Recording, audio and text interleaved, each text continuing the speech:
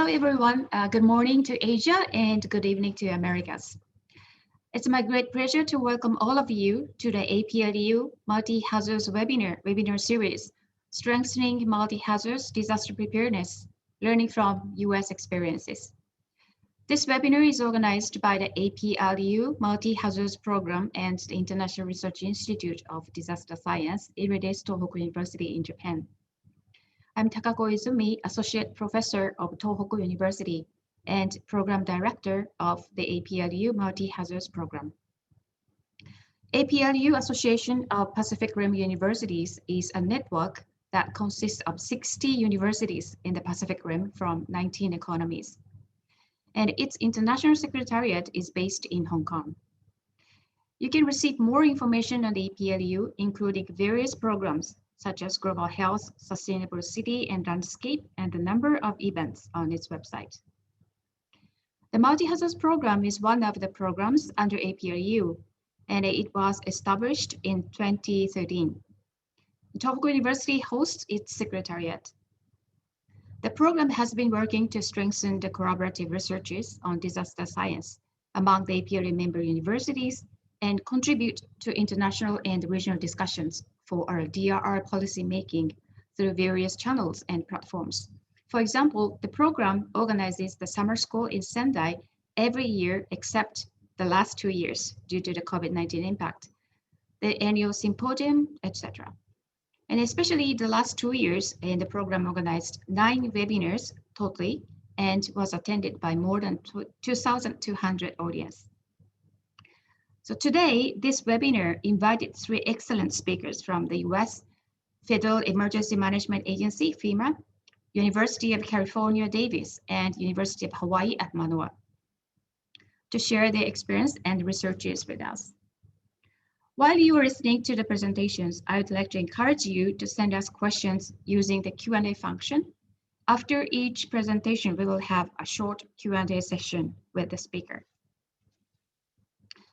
So now it is a great pleasure for me to introduce the first speaker today, and Mr. Dante Randazzo, Director of the FEMA Region 9 National Preparedness Division.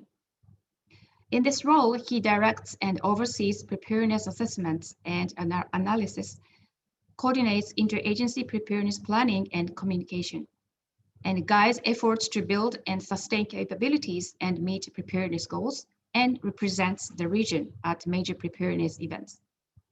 He joined FEMA in May 2011 as a program specialist within the Visual and Community Preparedness Division, where he served as program manager for the Community Emergency Response Team program. He previously worked as a senior consultant for BAE Systems and an emergency management associate for the Georgetown University Department of Emergency Management and Operational Continuity. He holds a Bachelor of Arts degree in government and a Master of Arts degree in security studies from Georgetown University. So Dante, floor is yours. Great, thank you very much. It's absolutely an honor and a pleasure to be here. And I wish good morning, and good afternoon, or good evening, whichever the case may be, wherever you are. So I'm going to talk to you a little bit today about how in our regional office at FEMA, we're using risk and capability assessments to drive integrated planning efforts that unite our collective resources and energies across multiple organizations around shared goals with clearly defined outcomes that will build capacity and reduce risk. And just to explain, FEMA, in addition to its headquarters in Washington, D.C., has 10 regional offices. And so I work for FEMA Region 9. And FEMA Region 9 serves California, Nevada, Arizona, Hawaii, and 3 Pacific territories, Guam, American Samoa, and the Commonwealth of the Northern Mariana Islands. Within FEMA Region 9, we also have over 150 federally recognized tribal nations. In terms of our general approach to preparedness that we're undertaking, it's really centered on 4 principles. Being strategically focused on key priorities, being outcome-oriented, being data-driven, and being collaborative and cross-organizational.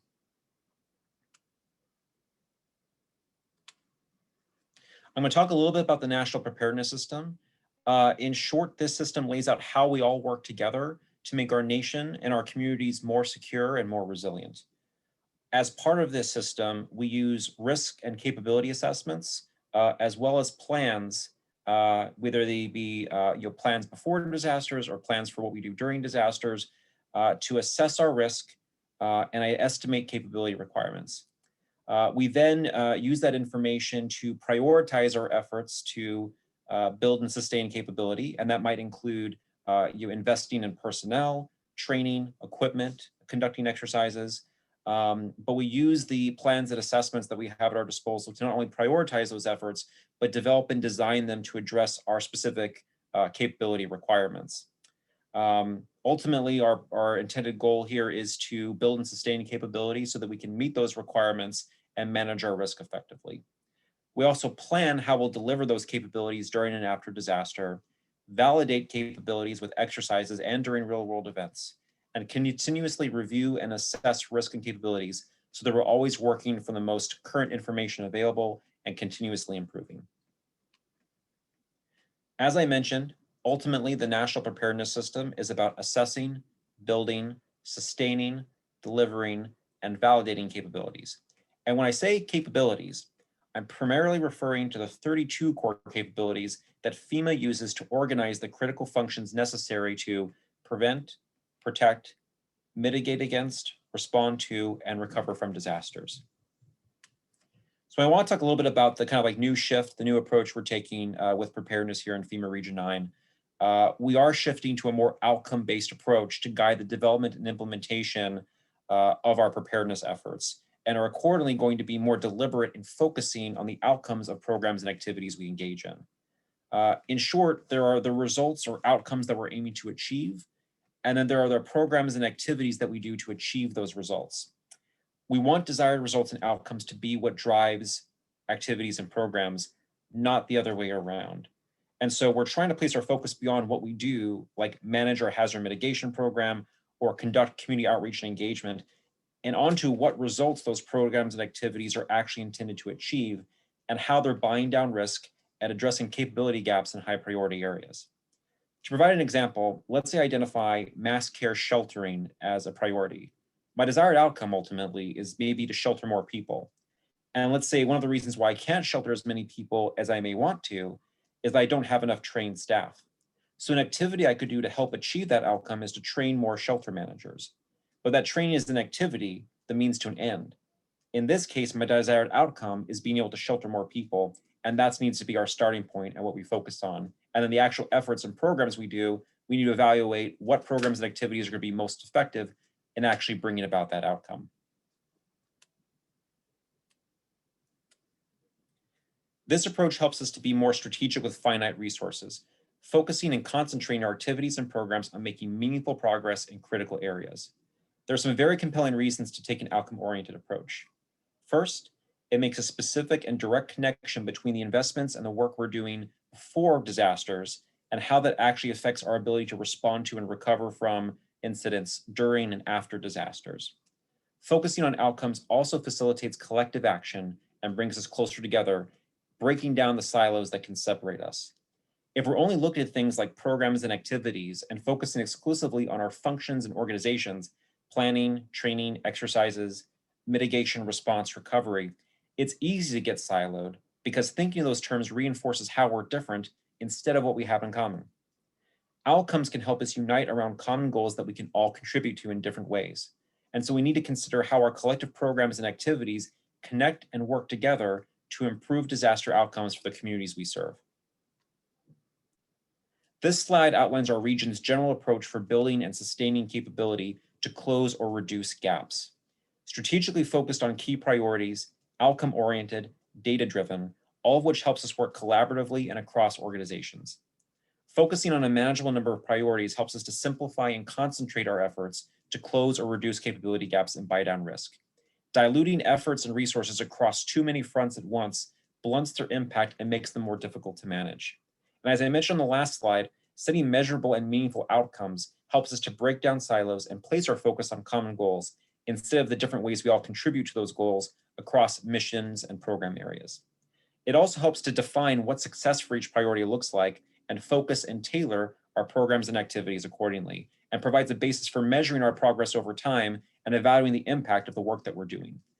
This can help us to not only assess our effectiveness in the past, but also improve and readjust so that we get progressively more effective over time in advancing priorities, achieving outcomes, and meeting our needs. It says here meaningful outcomes. And when I say meaningful, I mean that achieving these outcomes directly impacts our ability to manage disasters when they happen. Because of completing these outcomes, we'll be better at helping people and communities during and after disasters. Ultimately, we have to be able to show, when we're investing in our capabilities, when we're building and sustaining, when we're improving ourselves, what does that mean in terms of what we can actually deliver to the American people? And so when we're talking about preparedness, we have to be speaking in terms of how will this actually improve things for communities and for individuals during and after disasters. The priorities and goals that we set, as well as the projects, activities, and deliverables to support them, should be based on the best and most current available information. Data helps point us in the right direction and helps us make informed decisions about our priorities and our outcomes, but also on the best types of activities and programs that will be most effective in actually advancing those priorities and achieving those outcomes. So not only helps us to determine what our priorities are or should be, but it also helps us to design solutions that are going to be effective and be appropriate for the given situation. One of the sources of information that we use to identify those priorities and develop goals, and ultimately to help us design our solutions for capability gaps, is the THIRA and SPR. The THIRA stands for Threat and Hazard Identification and Risk Assessment, and the SPR is the Stakeholder Preparedness Review. And so together, these two assessments set a foundation to implement the National Preparedness System.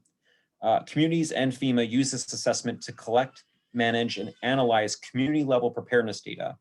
And when I say communities, I mean states, territories, tribal nations, and major urban areas.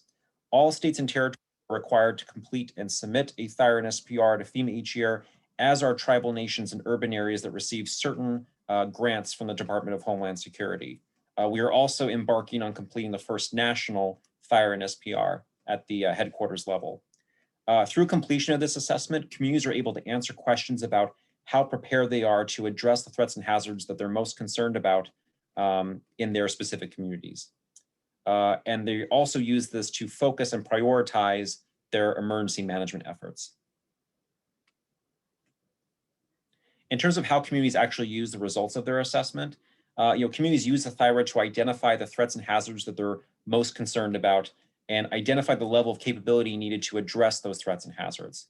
They use the SPR to estimate what their current capabilities are in relation to those capability requirements, identify gaps between what they need and what they currently have, and indicate what their intended approaches are for addressing those gaps. And so in short, communities use the THIRA and SPR to answer key questions about their preparedness. What do we need to prepare for? What level of capability do we need in order to be prepared? What are our current capabilities? What gaps exist between what we have and what we need? And what strategies can we use to close those gaps and move closer from where we are to where we want to be? Communities can use this to consider which capability gaps are most operational consequential, must be closed most urgently, could be meaningfully addressed in a timely fashion, and then set goals for closing those gaps in whole or in part that are specific, measurable, achievable, relevant to the given priority, and time-bound. I want to also talk a little bit about a new concept that FEMA is just rolling out this year called the Integrated Preparedness Plan. And really what this is a strategic plan for preparedness for focusing efforts to build and sustain capability. And it's one of our primary vehicles for our approach to closing capability gaps. So integrated preparedness plans use risk and capability assessments like the THIRA and SPR to identify priorities and outcomes, plan and schedule planning, training, exercises, and other activities to support those priorities and outcomes, and periodically report on their progress. Integrated preparedness plans help communities combine the elements of the National Preparedness System, managing risk by assessing, building, sustaining, delivering, and validating capabilities. The Integrated Preparedness Plan takes the theory of the National Preparedness System and applies it in practice at the tactical level. The Integrated Preparedness Plan also calls for a series of workshops that each jurisdiction conducts in order to establish a strategy and a structure for their exercises in addition to broader preparedness efforts, while setting the foundation for how they're going to build and sustain capabilities. So basically, a jurisdiction will host an integrated preparedness planning workshop, bring their stakeholders together, identify priorities, outcomes, and activities, and then the output of that workshop is that jurisdiction or community's integrated preparedness plan. Once the integrated preparedness plans are completed, we are at the regional level for FEMA, we're going to be working with our interagency partners to discuss how we can collectively work together to help our partners advance their priorities and achieve their goals, which may include supporting the activities that they have planned. Or it may entail additional efforts that we can undertake in addition to the activities that our community partners will be undertaking themselves in order to help them close their capability gaps. The THIR and SPR can also drive and inform the development of the integrated preparedness plan and the national preparedness system in general. So we can use the THIR and SPR to identify and assess risk and estimate capability requirements. It can help us guide, inform, and document our efforts to build and sustain capability. And we can also validate our current capabilities both through exercises and real-world incidents, and that in turn validates our initial assessments of our risk and capabilities, and we can leverage both exercises and real-world experiences to ensure that our assessments become progressively more accurate and actionable over time. Generally speaking, we recommend that our communities base their integrated preparedness plans on capabilities that have large gaps that are considered a high priority for the jurisdiction or for the community, and for which they've identified planning, training, and exercise activities that they can undertake within the next 3 years, which is generally the period that the integrated preparedness plan covers. So for our integrated preparedness plans, we try to get our communities to focus on areas or capabilities that are important to them, where they have large gaps, and where they think they can make meaningful progress in closing those gaps within the next 3 years. This slide further illustrates how the THIR and SPR and integrated preparedness plan can work together. I've been highlighting the THIR and SPR throughout this presentation because structurally speaking, it aligns relatively well with the integrated preparedness plan, but it's definitely not the only source of information at our disposal. There are a variety of assessments and plans and other sources of information that we encourage our partners to account for when identifying their priorities, setting goals, and planning activities.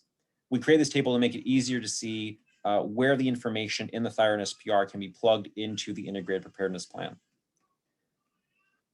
Our rationale here is that a lot of the times our communities may already be engaging in one effort that may have similar information to other efforts, and if we align and integrate more effectively, we can take a much more efficient approach where we might take the information that's already been captured in an assessment like the THIR and SPR and use that to inform our integrated preparedness plan rather than start completely from scratch.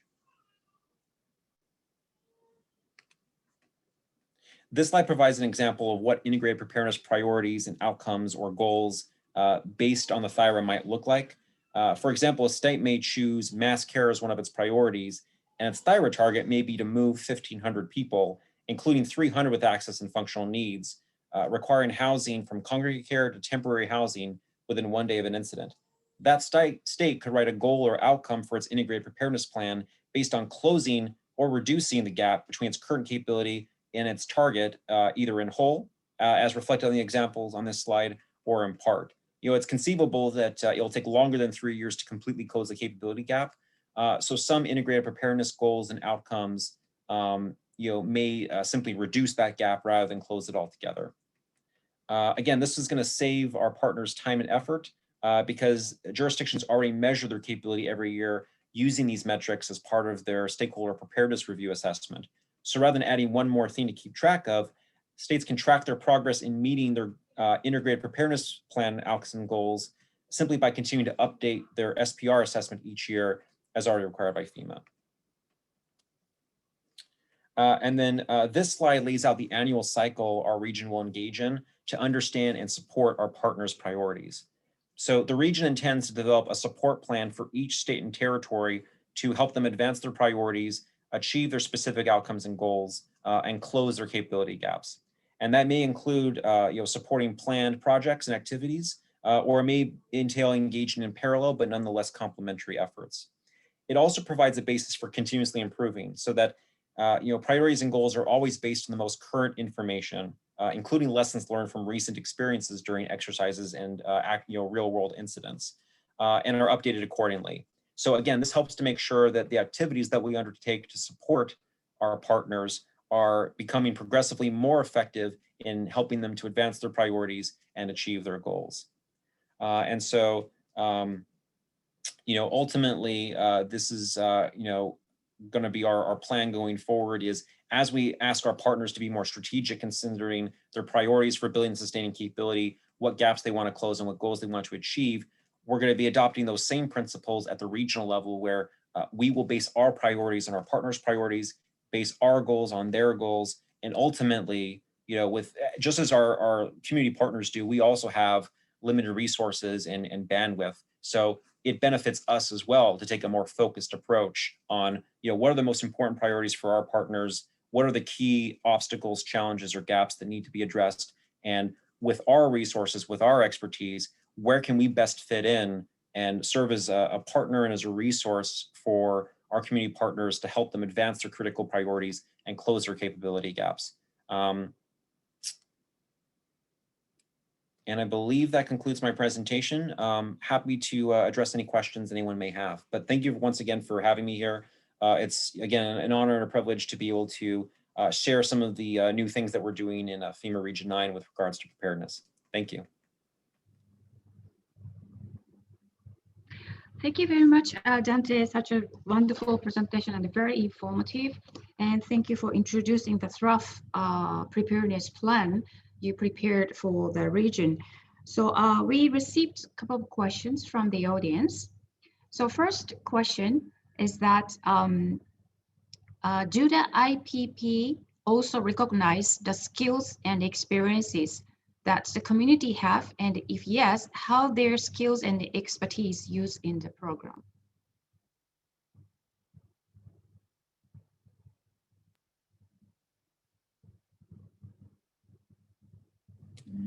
Thank you. So to answer that first question, does the Integrated Preparedness Plan recognize the skills and experiences the community has? And if so, I would say that is something that the Integrated Preparedness Plan, I think, needs to take into account, because I think you want to factor that in when you're conducting your risk and your capability assessment, right? With your Integrated Preparedness Plan, there's only so much bandwidth for training exercises in certain areas. So you may want to prioritize areas where your community doesn't have a lot of skills or doesn't have a lot of experiences, so you can address those gaps. So I think that needs to be a factor into the risk and capability assessments that assess that plan to begin with. So a good risk and capability assessment should consider in specific areas, what is our current level of skill and expertise? And if we find that the level of skill and expertise and experiences that we have fall short of what we think is necessary to properly manage the risks that our community may face, then that might be an area we want to prioritize for further development, perhaps through training, so that we can further develop those skills and experiences, and then through exercises which not only serve to validate and test training, but also can at least simulate experiences for those that may not have a lot of real world experience, but at least gives them some practical experiences. I hope that answers your question. Thank you. Okay, thank you so much. So I have also other questions. You involve communities quite at very high level. So how can you increase their interest into the preparedness plan? I think in terms of increasing the interest of communities in the Integrated Preparedness Plan, I think the most critical thing is that you need to be able to articulate for them how it benefits them and how it adds value for them. Like, what do they get out of the Integrated Preparedness Plan? How is it going to make their jobs easier from a practitioner standpoint, but how is it going to also benefit their community from a disaster standpoint?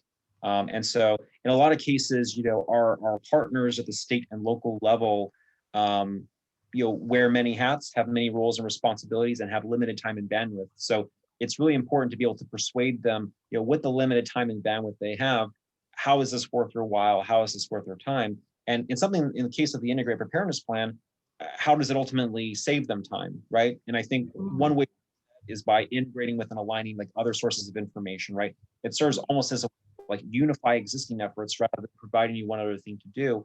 I think the integrated preparedness plan also recognizes that even though FEMA's established 32 core capabilities, I don't know that any jurisdiction has resources to improve all 32 core capabilities simultaneously every year, right? So I think the integrated preparedness plan acknowledges that we don't have the time and bandwidth to do that. So we really need to consider what are the areas that it's most critical for us to improve, identify those, and then focus what limited resources we may have on making meaningful and lasting and sustainable improvements in those areas.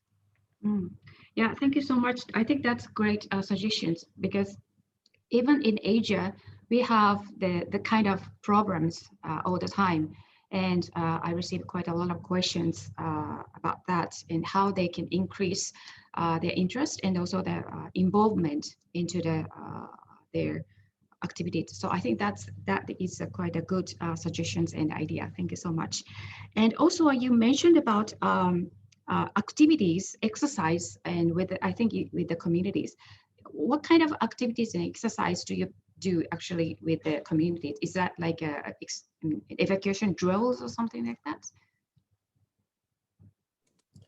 In terms of the exercises that we conduct, in some cases we conduct the internal exercises to assess our own readiness. In other cases, we help other communities conduct their own exercises, often by lending them tools, templates, and subject matter expertise. For example, at FEMA headquarters, they've created a resource called Exercise in a Box, which is basically like a start to finish toolkit that communities can use to plan, prepare, and implement their own exercises. So there's a variety of drills and exercises that we do. There's also different types of exercises that have varying levels of involvement. You can have what's called a discussion-based or tabletop exercise, where you have like a scenario and some discussion questions, and you have everybody basically in the room, and they kind of like talk through the scenario, what they might do in that scenario, who does what everyone's roles and responsibilities are, right? And that often serves as a good starting point, right? Then you might have something more like a functional exercise where you're actually like practicing doing a function as you would during a disaster, but it's very focused like on a specific function. And then you have what's called a full scale exercise, which is that you have multiple functions that you're evaluating at once. Everyone's basically practicing live, actually conducting the activities. People are actually moving from place to place. People are actually performing their functions, right? And so there's a variety of different ways that you can practice and drill, but those are probably the main types of exercises that we observe. But generally our role is to conduct exercises internally to assess our own readiness, but also to serve as subject matter experts for our community partners to help them plan and conduct their own exercises. And again, we have a variety of resources. We have a national exercise division at headquarters, and they're largely focused on helping our state and territory partners and our tribal partners and urban area partners conduct exercises. There's actually a Homeland Security exercise and evaluation program that lays out doctrine and guidance for all exercises as well. That's available on FEMA.gov, and definitely recommend giving that a read. Great. Yeah, thank you so much for the information as well. Because I think especially in Asia, there are so many people who try to conduct that kind of exercise with communities. So that kind of materials would be very nice for all of us in this region. Thank you so much. So I think this will be the last question for you. As we know, there was a COVID-19 since last year. So how that impacted on your preparedness plan, and for the future, do you plan to include that aspects and the two disasters together concurrently happened, and how do you prepare for these kind of multiple hazards? Do you have any idea on that? Yeah, definitely. And in fact, one of the things that we do in the THIRA at least is we ask people to start with a specific scenario and base their capabilities upon that. And even before COVID-19, a lot of times we'll exercise off of scenarios that have multiple concurrent events. This is something we learned particularly in 2017, where during that year, there were multiple hurricane incidents, including a couple that hit the Caribbean. We had wildfires raging, throughout the Western United States. And so the truth of the matter is that, most years we are managing multiple disasters at once. So a lot of the scenarios we create for our assessments and for our plans and for exercises reflect, not only the possibility, but the probability that we are going to have to multitask and address multiple disasters at once. In terms of COVID-19, we actually conducted some exercises in our region last year to prepare for that. In the summer, leading up to wildfire season and hurricane season, we conducted an exercise with several of our states and territories that basically asked that question. All right, we were at that point a few months in to the COVID-19 response, and we knew hurricane season and wildfire season was coming, right? Which begs the question, right?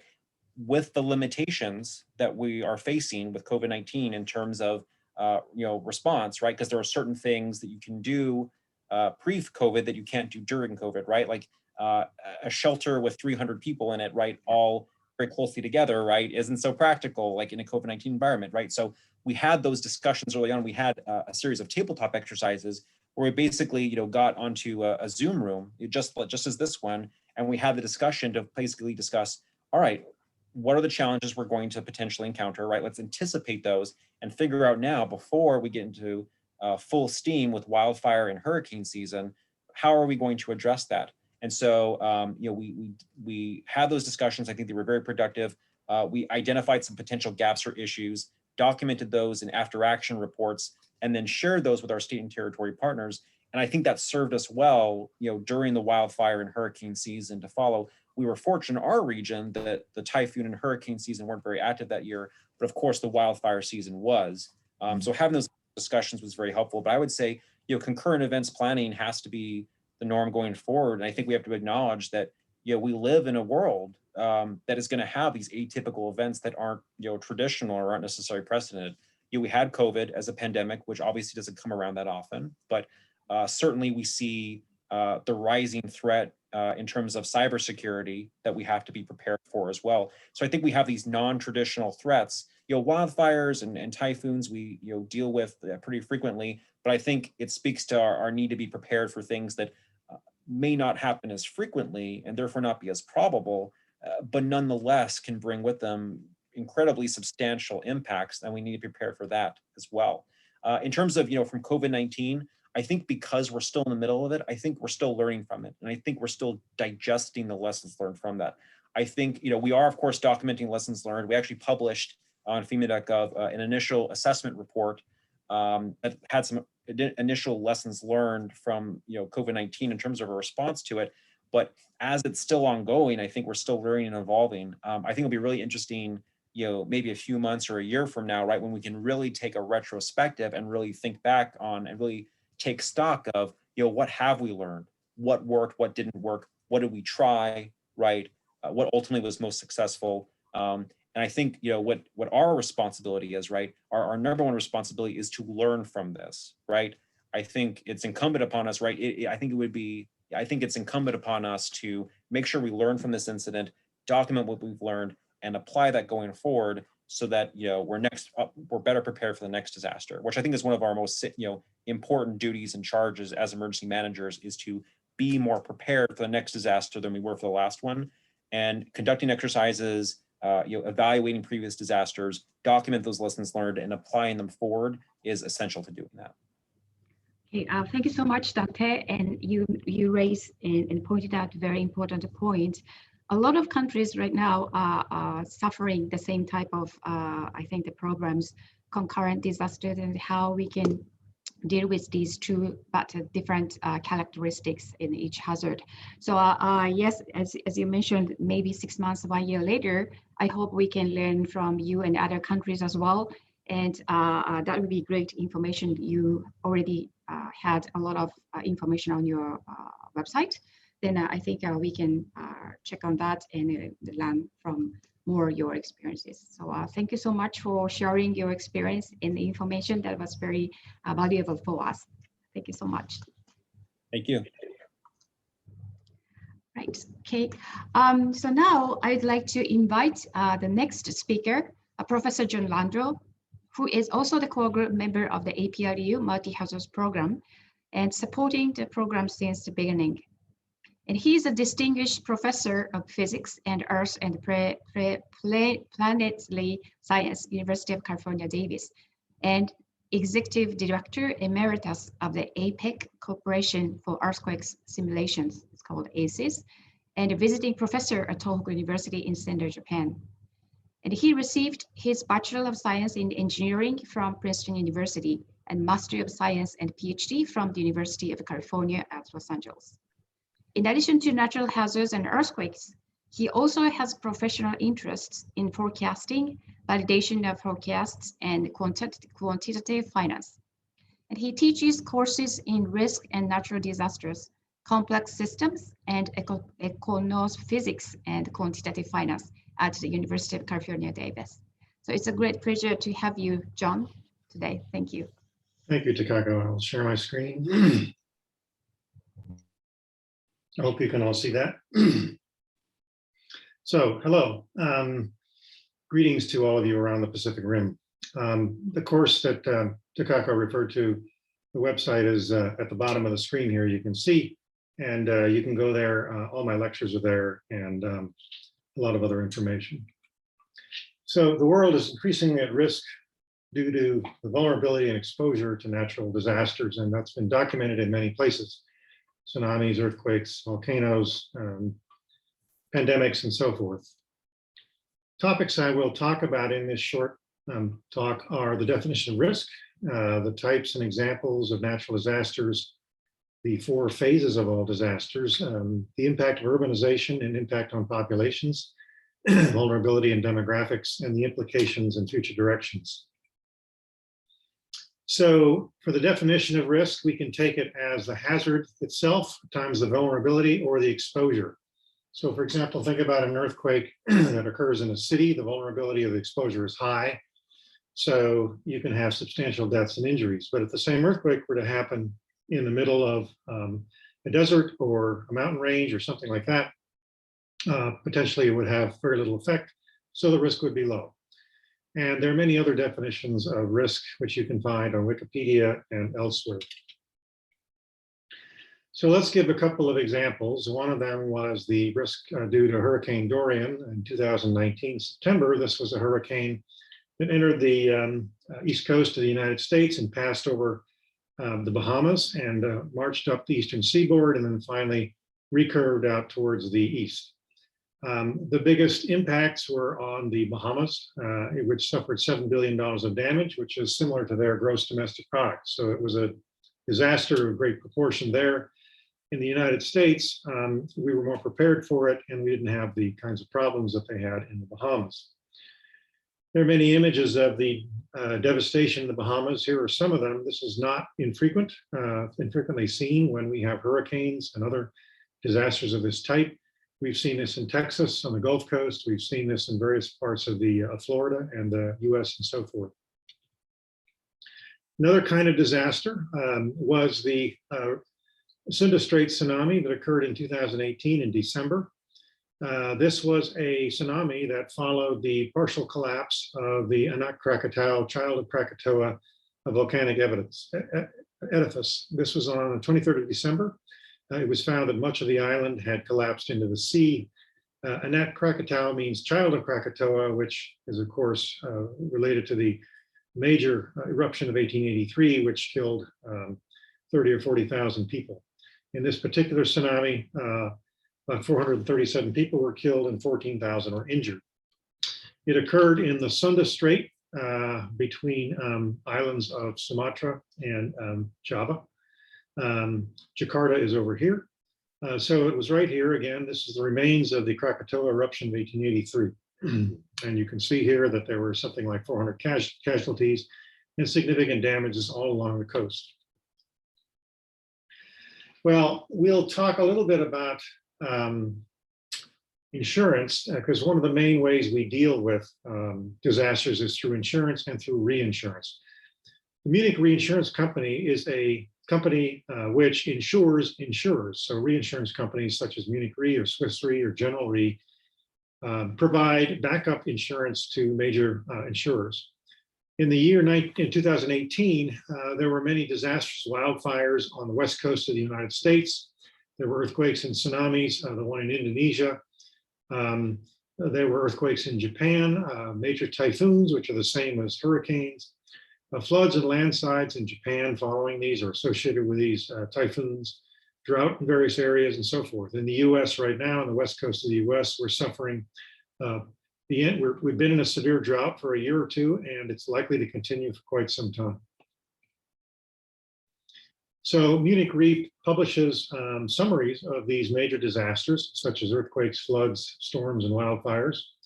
And they, of course, as I mentioned, they insure the insurance companies and provide financial backups.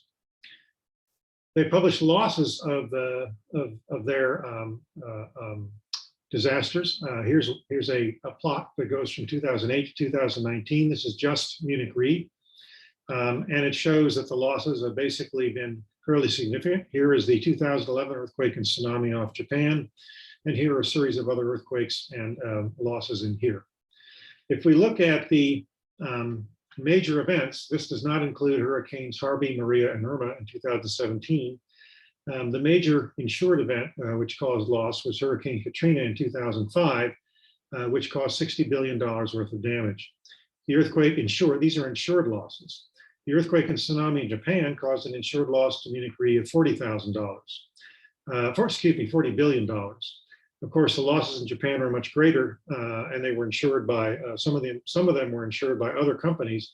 Total losses were probably in the order of $500 billion in Japan, or maybe even $1 trillion, depending on what you count. Hurricane Sandy, which struck the east coast of the US in 2012, caused losses of about $30 billion and so forth. Well, this is a chart showing from 1980, for example, at the upper right, to 2015. The catastrophes, the losses are increasing dramatically. And as we'll see, basically that's due to the increase in urbanization. So cities are more vulnerable to these kinds of disasters than rural populations typically, or underdeveloped countries.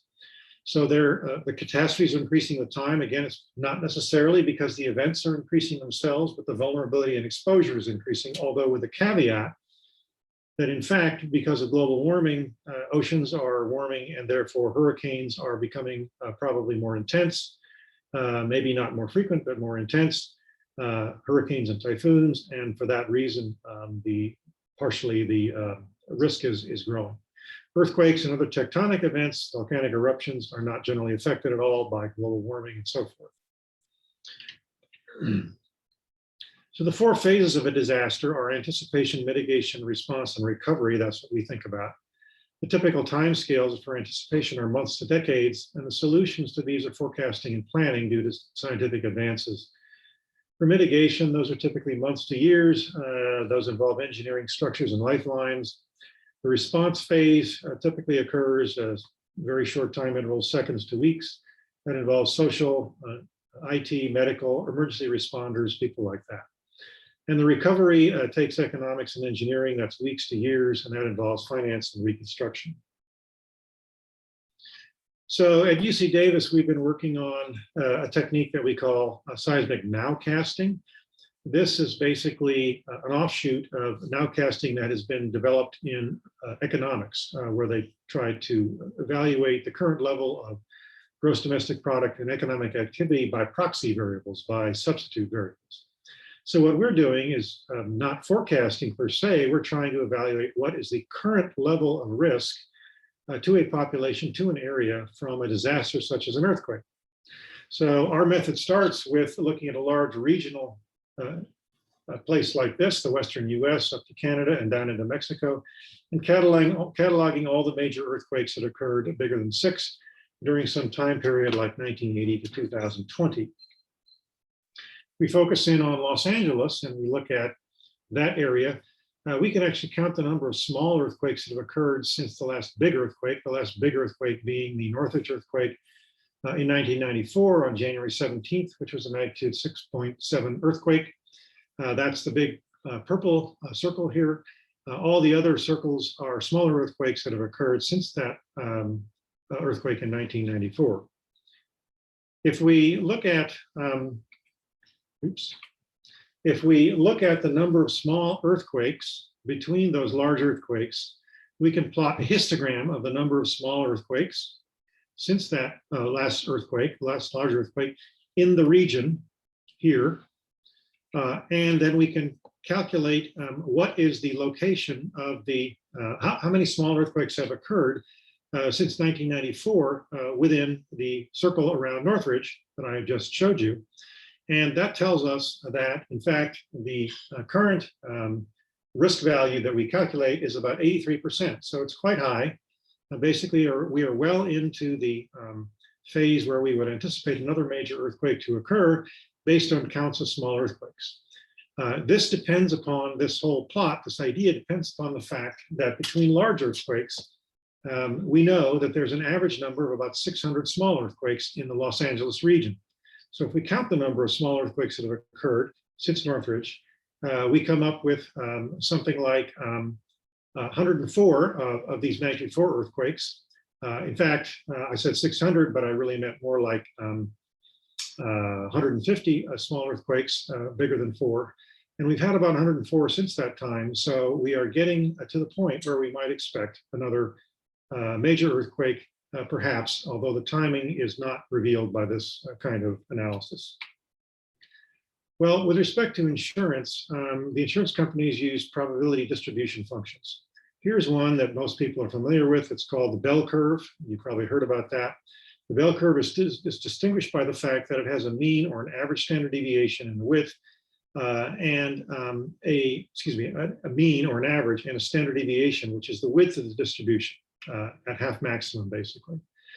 So this kind of distribution characterizes events such as auto accidents, homeowner thefts, deaths, and so forth. And so it's actually very easy to estimate costs or risks to the insurer for auto insurance, homeowner insurance, and life insurance. So this is a very well-developed subject, and it's not particularly difficult for insurance companies to make money at this. The problem, however, is when you look at natural disasters, these have what are called fat tail statistics or power law statistics. You can see here a bunch of straight line plots. These are on log plots. And on a log plot, a straight line is actually a power law. What this basically means is that the impact of an event is either low or high. The low impact events are rare. The high impact events are much more frequent. Okay. There are many examples of this, such as word frequency. There are many words like a and that occur in books like Moby Dick, and very few long words and so forth. Telephone calls received. There are a few days when there are many phone calls received, and very few days when a few phone calls are received. So these kinds of statistics are used in natural disasters.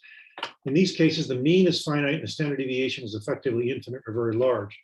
These kinds of distributions also characterize the stock market. So there are days when you have, most days have very small movements in stock prices. There are very few days when there are many large movements in stock prices. If you look at loss statistics, the cumulative number of events with losses bigger than some value, these are the losses. So there are very few days when there are great losses and many days when there are very few losses from earthquakes and hurricanes. The slope of these lines are characterized by something called the fractal dimension. In terms of pandemics, here's an example from COVID. The current worldwide death toll is about 3.5 million. If you plot the empirical survival rate of people versus the casualties, it seems to fall on the log plot as well. So the survival rate of populations subject to epidemics also seem to have fat tail statistics. One of the interesting things I actually read today is that the future risk of COVID-19 in unvaccinated populations may be much higher than we think. A new study suggests that an ancient coronavirus plagued the South Asia region for many years. It turns out that if you look at the genetic characteristics of people's cellular structures, the researchers can tell that there was an epidemic that hit this region about 20,000 years ago, and because of the frequency of mutations, it's fairly clear that the epidemic in East Asia lasted for perhaps generations. So this is an example of the idea that we need to really hit hard on, we need to encourage vaccinations because if we don't, the mutations can occur much more frequently. The coronavirus can evolve, and we could be in a very serious situation. In terms of developed and developing countries, what we're seeing is that populations are becoming increasingly urban. As they become more urban, what happens is that disasters can cause large financial losses, but not very large human losses in life. So developing countries tend to have large losses in large numbers of deaths, but very little financial loss. Whereas developed countries, it's the reverse. So the population projections that have been established by the United Nations in recent years show that in Asia, which has the largest populations, that's expected to decline somewhat. Africa appears to be the country in which populations are increasing the most rapidly, and they may actually be a region where we need to look carefully at these ideas. So in summary, great natural disasters are typically low probability, high impact events. They often show these fat tail statistics as opposed to bell curve statistics. That is to say, with the fat tails, you have high variability and very large losses are possible. As populations increase and become concentrated in urban environments, risks to societies grow. A common method of addressing risk is through insurance and reinsurance. Hopefully advances in data science and computation may lead to improved anticipation of risk. But as we're seeing with the pandemic and vaccinations, will society accept and act upon these advances, or will they become political as they are in the US, where a certain segment of the population is very resistant to being vaccinated because of political considerations? So I will stop there and take any questions. Okay, thank you so much, John, for very informative presentation. So as you also pointed out, and now our world is suffering from the COVID-19.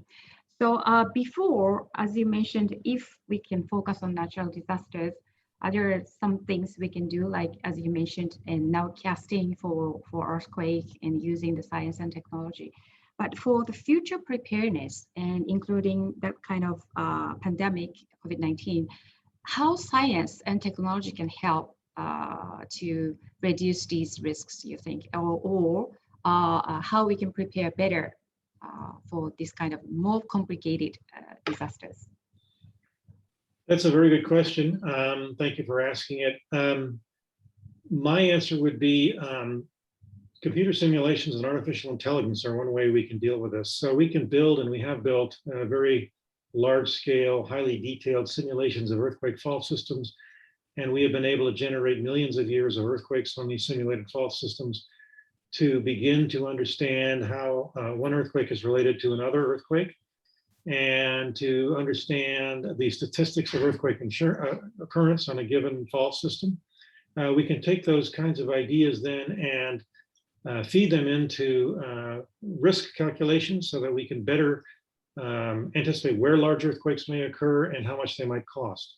There was an interesting situation early on in the COVID epidemic where people had noticed in China that the older people and poorer people seem to be surviving better than the older people and who are richer. And the reason, the reason apparently was because these people were taking various kinds of antacid for indigestion and heartburn. And there are two kinds of drugs. One of them is called famotidine, and the other one is characterized by what are called proton pump inhibitors. So the famotidine is called an H2 blocker, and the proton pump inhibitors are characterized by medicines such as omeprazole and others. Turns out that the people, famotidine is very cheap. And it turned out that the people who were taking famotidine had a higher survival rate significantly than the people who were taking the proton pump inhibitors. So this was noticed by a doctor from the US who was visiting. And so he went back and talked to people in the CDC and others, and they did a computer search of all possible structures of these various chemicals. And they discovered that of the three that had the highest effectiveness against COVID, turned out to be famotidine and two others, which I can't remember. So early on, it turned out that famotidine was identified as being a potential treatment for COVID.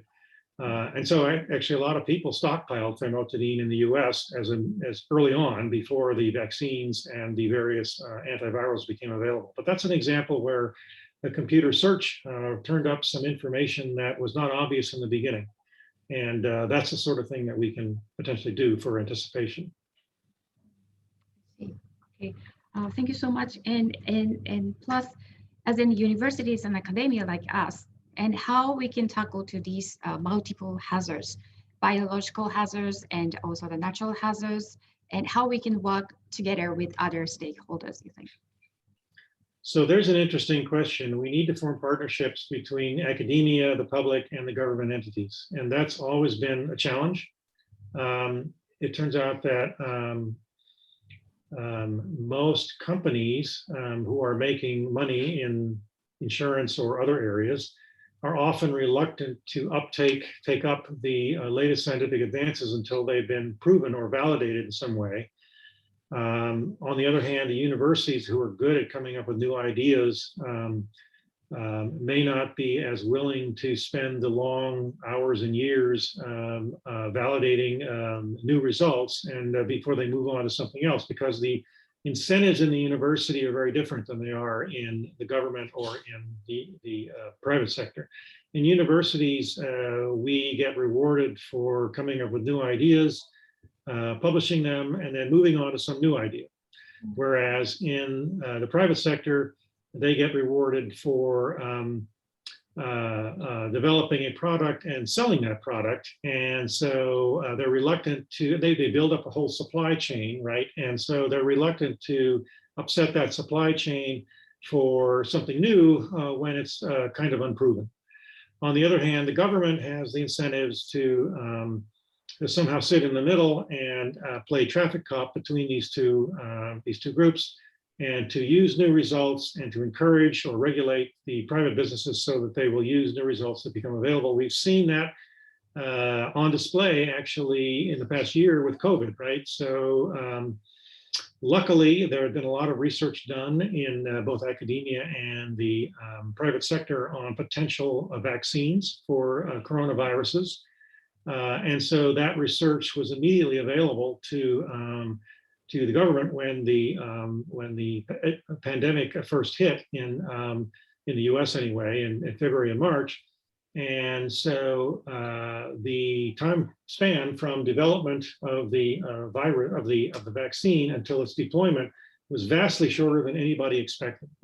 People had, Fauci and others have talked about years before we had an effective vaccine, and here it is only 6 or 8 months later when we have vaccines that are marvelously effective. But then, of course, the problem becomes the politics in the US, where some people refuse to take the vaccine, and this endangers not only them, but also other people potentially because of the mutation effect. So that's an issue. Thank you, John. So we received a couple of questions from the audience as well. So one question from the audience is, what other means of insurance would you think it would be more effective? What are the means of insurance?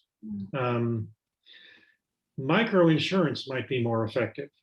Typically in the US and developed countries, insurance is expensive and it's only it's only sold for large quantities. So for example, earthquake insurance in the US is extremely expensive, and it typically has a very high deductible, which means it's typically 15%. So what that means is that if your house is damaged, then you have to pay for the first 15% of the damage, and the insurance kicks in after that.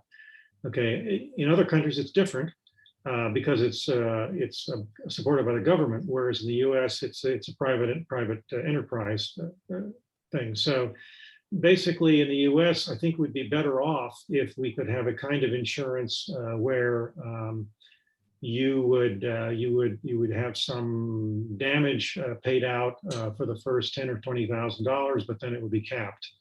Okay, maybe this could be adapted to developing countries where in fact you have some kind of microinsurance where people could fairly cheaply buy a small amount of insurance that might cover the cost of fixing up their house or home. Okay, thank you so much, John. I received a couple of questions, but unfortunately, we don't have enough time to answer. So thank you for the questions, but I'm sorry we cannot answer all these questions. But once again, thank you, John, for your participation and the presentations. Thank you. So now I'd like to invite our third speaker today, Professor Dennis Conan, Dean of the College of Social Sciences and Professor of Economics at the University of Hawaii, Manoa. As Dean, she provides leadership to 12 academic departments. She has long been active in local economic research. And she's Research Fellow at the University of Hawaii Economic Research Organization and the founding director of the Center of Sustainable Coastal Tourism at the University of Hawaii Sea Grant College Program. A noted international trade economist, she has worked extensively in Asia, the Middle East, and North Africa. And she has been consultant to the World Bank and the Council of Foreign Relations and other entities as well. And she also published on issues of regional economic integration, trade and in-service, intellectual property rights, foreign direct investment, and energy. And she received an undergraduate degree from Goshen College and her doctorate from the University of Colorado. So thank you, Dennis, for joining us today. And it's a great pleasure to have you. The floor is yours. Thank you. Thank you so much. I'm so pleased to be here. I'll just share this screen now.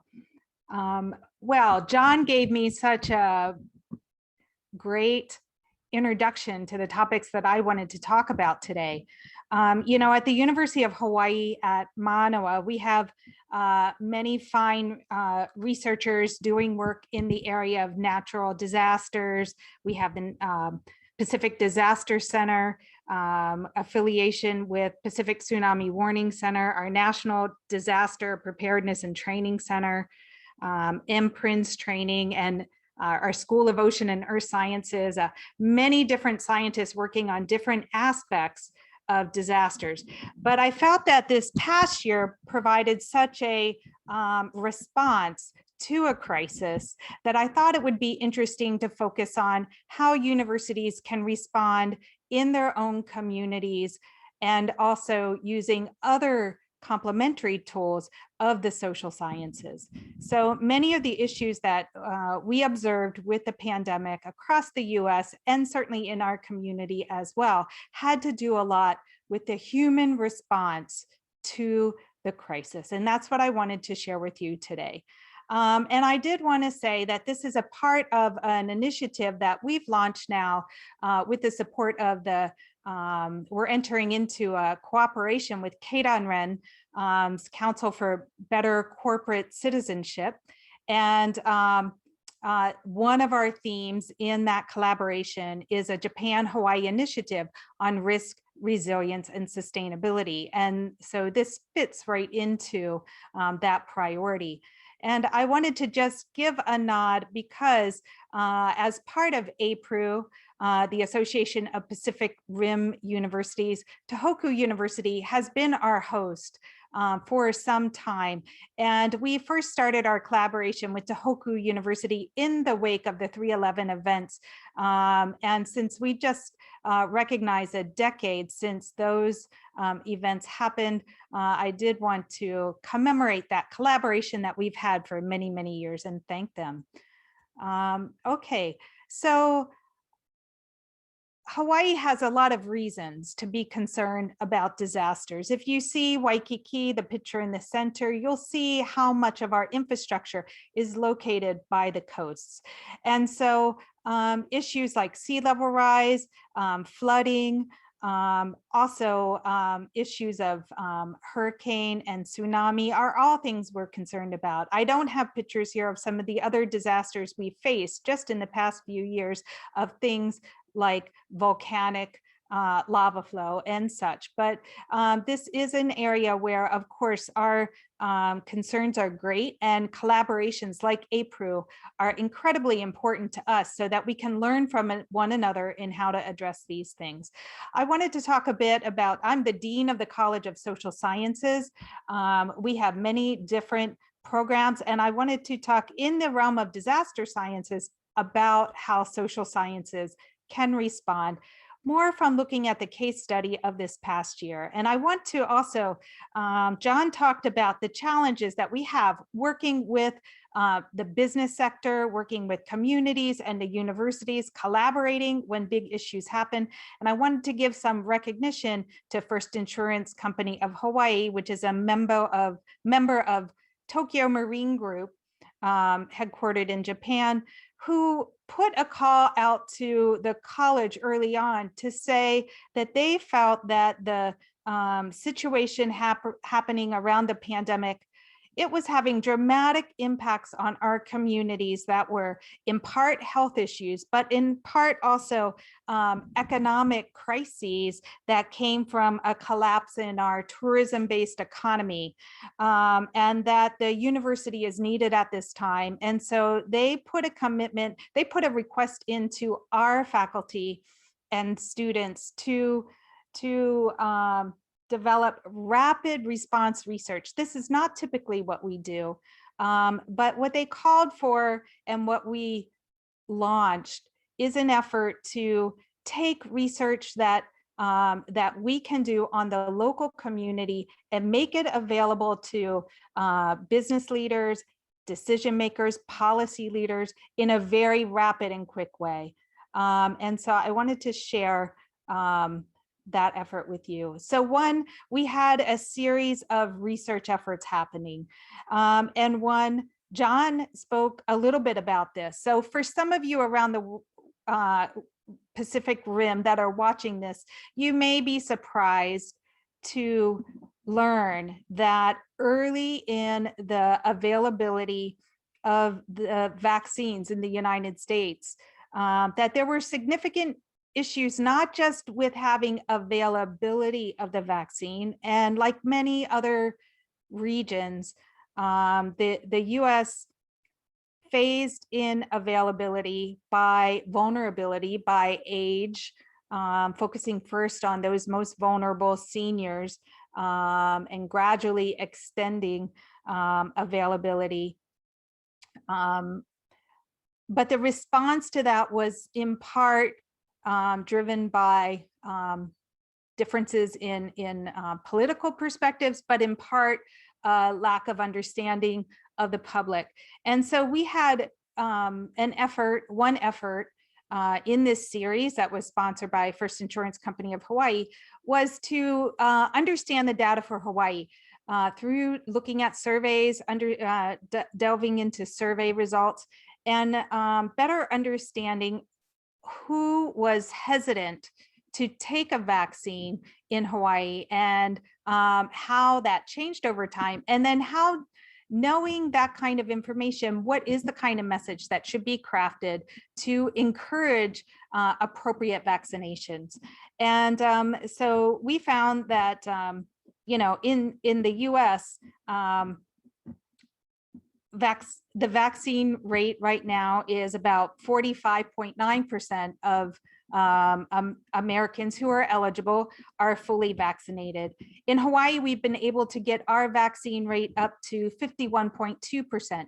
And I think it's in part by this kind of effort to try to work with the community and the university to get good information into the hands of people. So what we found is that early on, there's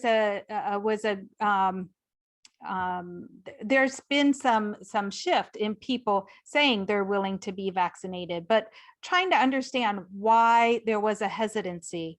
The number one reason people cited was a question about, is the vaccine safe? How do we assure that it's safe? The vaccine came out quickly. There was new science involved. It's important for the community to understand what that means. we were talking on the call about the second hesitancy people had. Top one was, will there be significant side effects? And I won't say who, but one on our webinar series had just gotten the vaccine, and we talked about side effects. And the fact is that some side effects can be positive because it shows that the vaccine, that your body is responding and there is that response building, and that's not necessarily a bad thing. Other kind of reasons, other people need it more, will it work? But one big reason was a lack of trust in government. And so these are the kind of issues when we communicate about the vaccine, understanding how to address this for different groups will have different impacts. Okay, another study that we took up as a rapid response was addressing hunger and food insecurity among Hawaii families. One of the implications of our crisis here in Hawaii was a skyrocketing unemployment rate for Hawaii's residents based on the collapse and basically the restrictions placed on the visitor sector and new arrivals into the state. We engaged in rapid survey and compared our results with that of the US mainland, and found just really large challenges.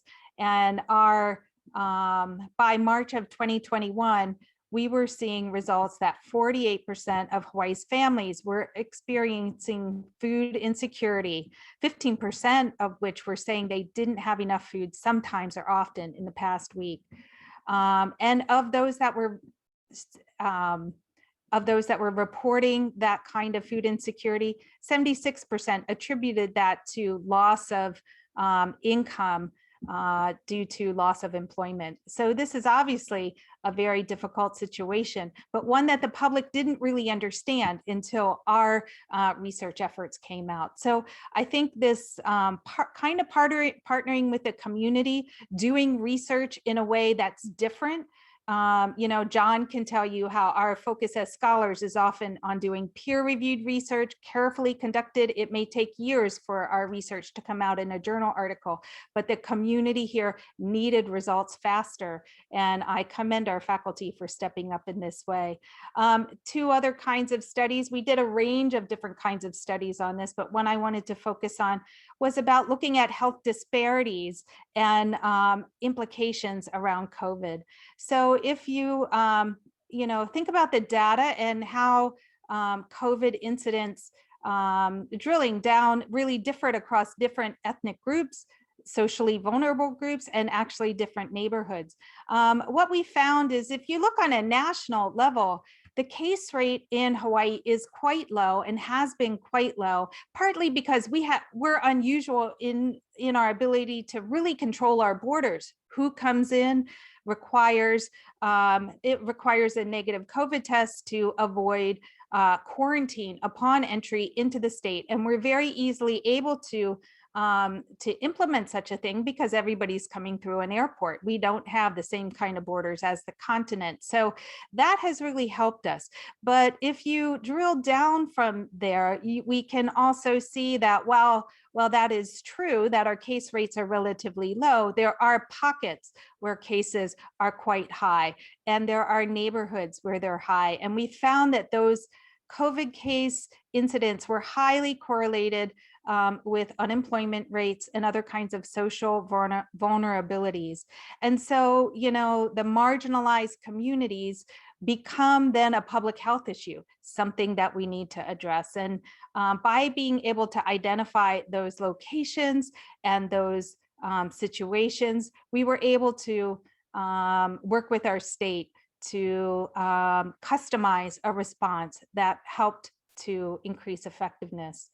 Another area that we've seen as significantly impacted by COVID, and we still are trying to grapple with, is the impact on families and reopening of the schools. And so, our is it safe to return to school? Well, this is an old study, and we're now just now looking at under what conditions schools will reopen again, and the plan is that they will do so.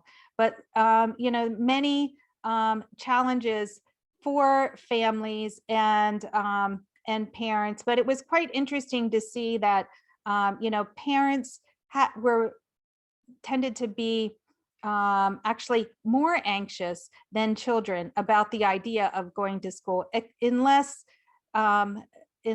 unless the children in the lowest income brackets were actually the most anxious. And so we again saw that disparities can play a big role in terms of how the youth are responding to the situation. Let's see, I think in the interest of time, I'll just keep going here. I wanted to, so in short, I've been really pleased at how our faculty have been approaching some of these research topics by a conversation and engagement with our business community. And especially we focused on discussions with our Hawaii Business Roundtable, the Hawaii Chamber of Commerce of Honolulu Chamber of Commerce, to hear what some of the concerns were, and then our researchers also stepped forward to provide their expertise in really relevant and timely ways. I could talk more about the economists. Yuhiro did an amazing job as well. But I wanted to turn to another aspect that I thought you would find quite interesting today. And then part of the College of Social Sciences is the School of Communications. And one effort that we've been focusing on for some time is to help our students, especially in journalism, have an experience as journalists, have an experience with being ready to talk about crises as they are happening. You know, it's Dante talked a bit about tabletop exercises and what that might look like. And basically what we're doing is in this effort is pulling together not just actors, but pulling together our county officials from Hawaii Emergency Management Agency, sometimes from our Pacific Tsunami Warning Center, scientists from the university, and we mock a crisis. We take a tabletop crisis that could actually happen here in Hawaii. You know, it could be something with a volcano. It could be an impending hurricane. It could be the pandemic. And then we basically give that tabletop exercise. We have Hawaii Emergency Management Agency folks and the different groups, the scientists, mock the event unfolding in real time. And the students then have to get the story and get the right information out to the public. And then they are critiqued by the agencies in terms of how accurately they reported. And this actually has turned out to be beneficial, not just for our students, but also for the agencies who actually need media training. Often, you know, that kind of training can help them be poised and ready when a disaster happens. That can help them refine when the stakes are lower. So I just wanted to show you a little bit what that looks like in terms of our students. So this is an example of student produced.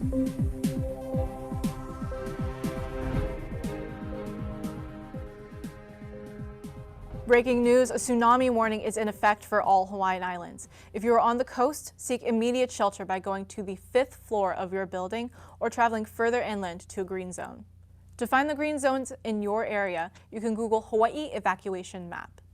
According to Federal Emergency Management Agency officials, at 9 a.m. this morning, an 8.2 magnitude earthquake hit off the coast of Umiak Island off Alaska.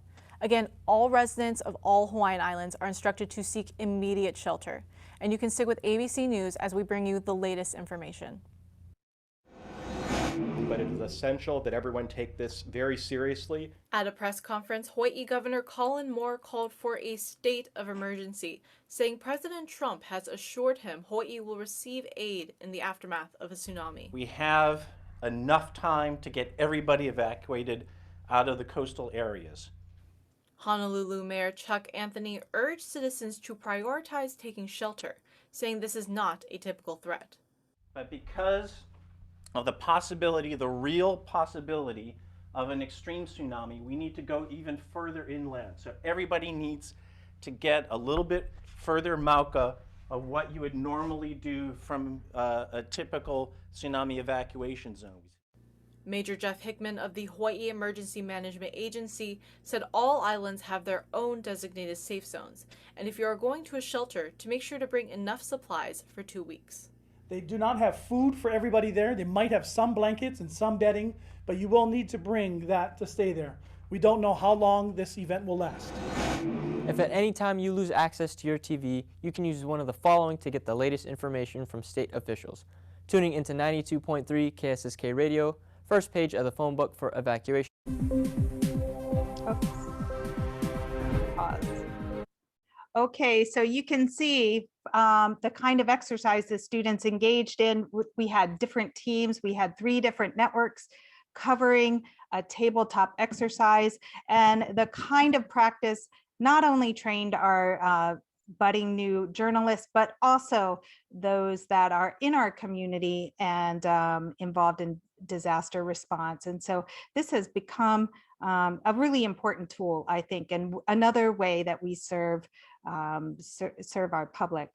I wanted to share another effort that this was actually something that that I'm personally quite proud of, because it came from discussions early on with our Department of Health, Hawaii Department of Health. And I asked what the college could do, what the university could do to assist the Department of Health in response to the unfolding pandemic. Because we had good relations with Department of Health, one issue that came up in our conversation was that the rates of incidents were really rapidly increasing amongst young people.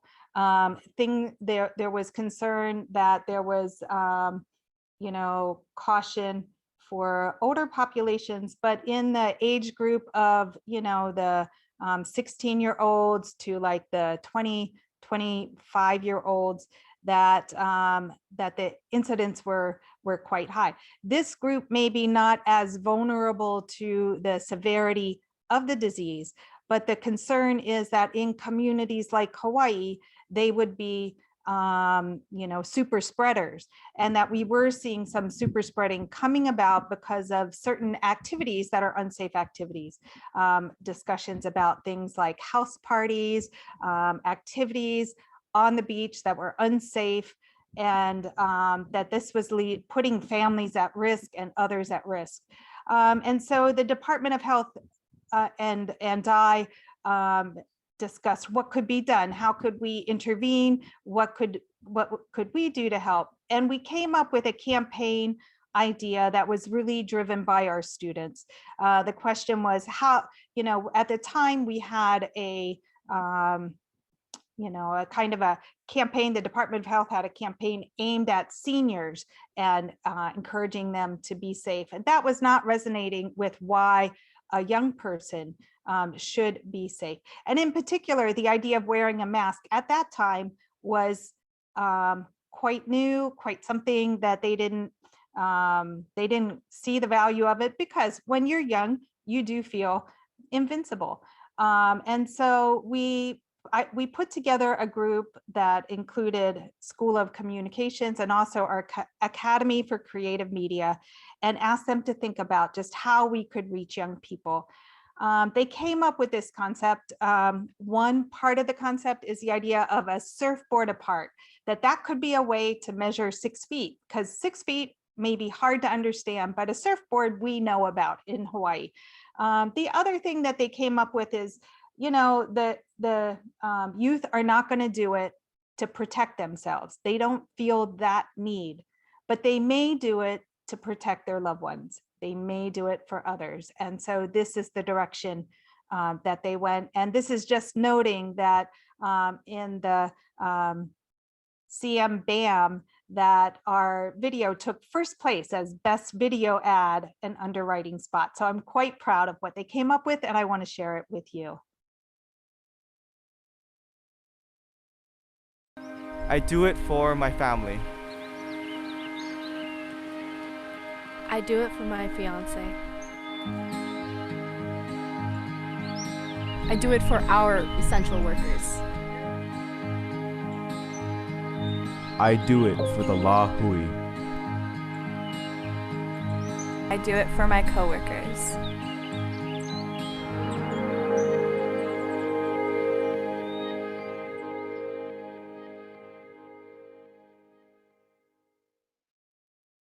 In Hawaii, that we would say that gives us chicken skin.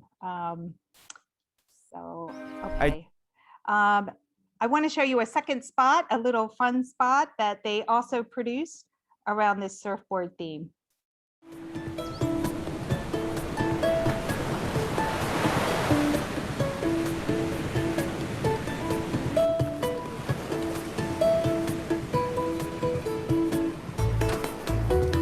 Hi, Grandma, I'm home. Hey, Kavena, how are you? Good, how are you? How's the bento? Did everybody like it? Yeah. Over here, keep Grandma. Okay, Ken. Oh.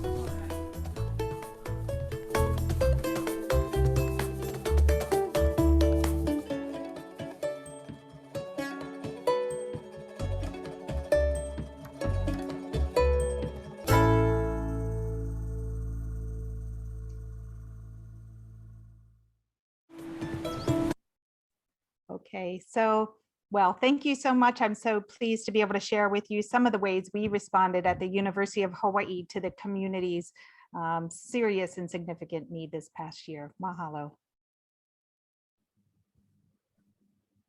Thank you so much, Denise, for your presentation and also sharing the research results based on social science perspective, which was very informative. And also it was very interesting and important, I think, the connection between the social science and also the crisis communication and the youth trainings and you made for the media. I think it's very important and fascinating. Then also thank you for sharing the video. It was very short, but very impactful, I think. And I like that so much. Okay, so we have a couple of questions from the floor. How the academician, authority, business entity, and health provider can work together to reduce the gap of vulnerability group to accept the vaccination or any other decision to control escalation of incident of pandemics. Thank you. That's such an important question and one that we're really wrestling with. I think, you know, Hawaii is somewhat fortunate in being, since we are a small community, we tend to have a lot of relationships over time and this sort of how to have this kind of trust. And that comes through in things like our efforts to work together on a communication strategy, the willingness of faculty to set aside maybe what their normal research agenda is to step up for issues that are important for the state. And those kinds of collaborations. I think that's really something that's fundamentally important.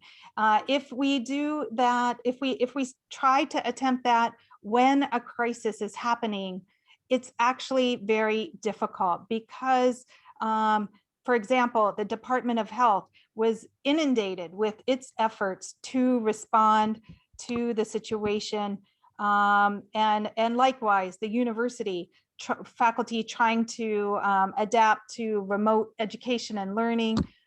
Everyone is focused on their own part of the crises. So what is important is that in advance, we're making these sort of efforts like we did with the crisis communication tabletop exercise. When we're not in a crisis, can we collaborate? Can we have those sorts of activities that build the trust and the respect for one another.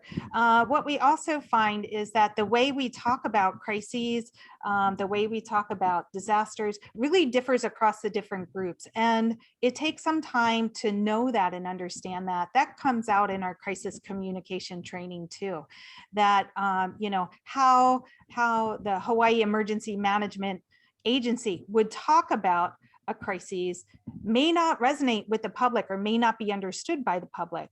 But trying to have these, you know, opportunities where we can practice and work together to make those kinds of communications more clear really does matter.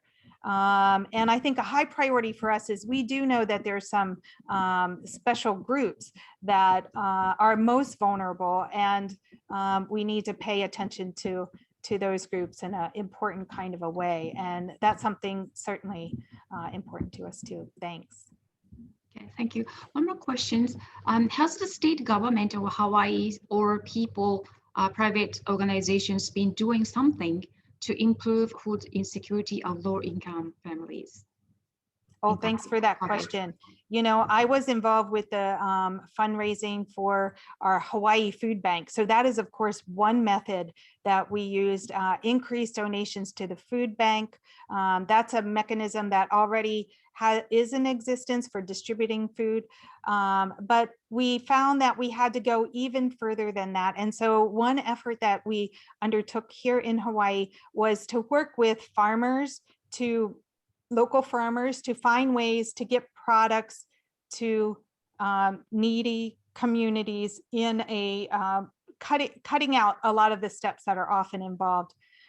You know, some of the challenges too were with food distribution in the case of a pandemic. How do we do that safely? You know, how and with restaurants closed, there were lots of, the interesting thing about having fewer visitors is that usually the best produce, the fresh organic produce is served in the restaurants, but the restaurants were many of them closed. And so that led to a need to restructure how we were distributing food, and was part of our solution as well. Okay, yeah, thank you so much. That's a very important point. I wish we could continue our discussion, but due to the time constraints, I have to close this session. But thank you, Dennis, for your participation and presentation. I look forward to our future collaboration as well. Thank you. Thank you.